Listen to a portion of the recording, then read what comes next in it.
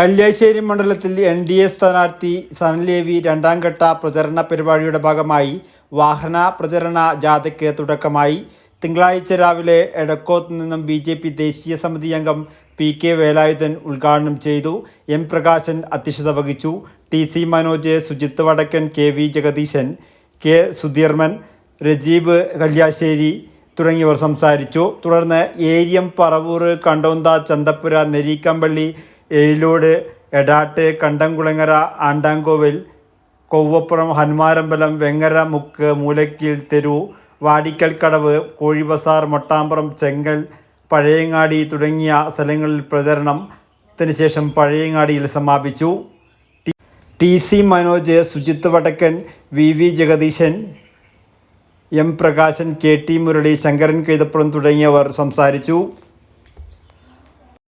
രാജേഷും അതിനു മുമ്പേ ഉണ്ടായ MLA ശ്രീമതി ടീച്ചറും അതിനു മുമ്പേ ഉണ്ടായ MLA പ്രിയങ്കരനായ ഇന്നത്തെ മുഖ്യമന്ത്രി പിണറായി വിജയൻ എന്ന് വെക്കാൻ പറ്റുമോ? നിങ്ങളുടെ മണ്ഡലമായിരുന്നില്ലേ?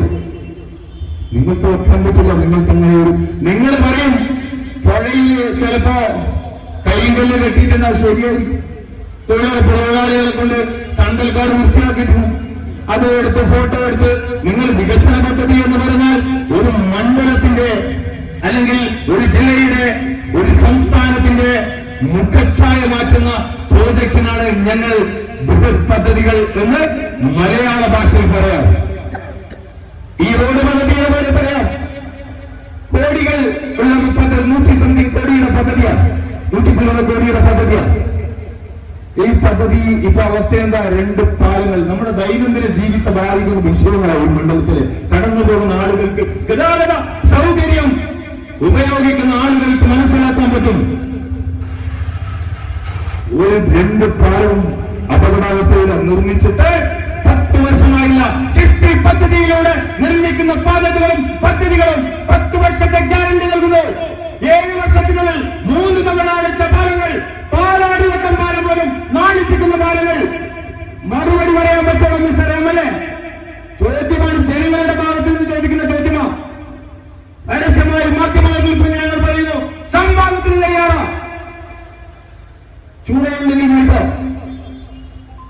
അതുകൊണ്ട് വികസന കാര്യത്തിലാണ്, മറ്റൊരു വിഷയത്തിലും നമുക്കൊരു രാഷ്ട്രീയ പ്രസ്ഥാനത്തോടോ സംവിധാനത്തോടോ വെറുപ്പോ വൈരാഗ്യമോ ഇല്ല. പക്ഷേ നിങ്ങൾ പ്രോജക്ടുകൾ നടത്തി, പ്രോജക്ടുകൾ കൊണ്ടുവന്നു എന്നൊക്കെ പറഞ്ഞാൽ ഏത് പ്രോജക്റ്റാ എന്ന് ഞങ്ങൾ തിരിച്ചു ചോദിക്കുമ്പോൾ അതിന്റെ അടങ്കൽ തുകയും അതിന്റെ കോൺട്രാക്റ്റും അതിന്റെ ലിസ്റ്റും എല്ലാ രേഖകളും അവതരിപ്പിക്കുന്ന ഒരു രേഖ വെക്കാൻ MLA കാകുമോ എന്നാണ് ഒരു സ്ഥാനാർത്ഥി എന്ന നിലയിലും അതുപോലെ തന്നെ ഈ ജില്ലാ നോർത്ത് പാർട്ടിയുടെ അധ്യക്ഷൻ എന്ന നിലയിലും ഉപാധ്യക്ഷൻ എന്ന നിലയിലും എനിക്ക് ചോദിക്കാനുള്ളത്. അതുകൊണ്ട് ദീർഘമായി ഞാൻ നിൽക്കുന്നില്ല. ഞങ്ങളുടെ ഗവൺമെന്റ് ഡബിൾ എഞ്ചിൻ സർക്കാർ, ഞാൻ നിങ്ങളോട് പറഞ്ഞു, നമ്മുടെ വിജയേട്ടൻ നിങ്ങളോട് സൂചിപ്പിച്ചു കഴിഞ്ഞു.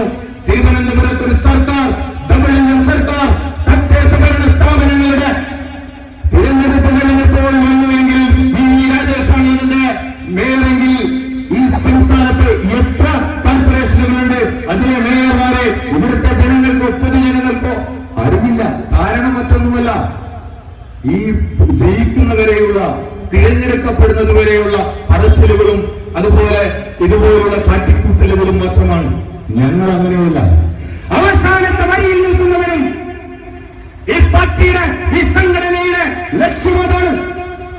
അവസാനത്തെ വരിയിൽ നിൽക്കുന്നവർക്ക് പോലും അതിന്റെ ഉപയോഗവും സൗകര്യവും അവർക്ക് എല്ലാ സംവിധാനവും ഉണ്ടാക്കി കൊടുക്കുക എന്നുള്ളത് രാഷ്ട്രീയ സ്വയം സേവക സംഘത്തിന്റെയും സംഘപരിവാർ പ്രസ്ഥാനങ്ങളുടെയും ആശയങ്ങളും ആവേശങ്ങളുമായ ഈ പാർട്ടിയെ മുന്നോട്ട് പോകുന്നത്. അതുകൊണ്ട്